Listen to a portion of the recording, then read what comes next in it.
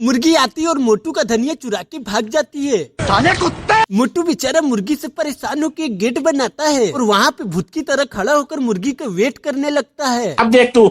लेकिन मुर्गी सुपरमैन की तरह आती और शक्तिमान के जैसा गायब हो जाती है। यहाँ पे क्या हो रहा है? मोटू फिर कोना में छुप के वेट करता है, पर बगल में ही मुर्गी रहता है। मोटू वेट करते करते आसमान की तरफ जाने लगता है।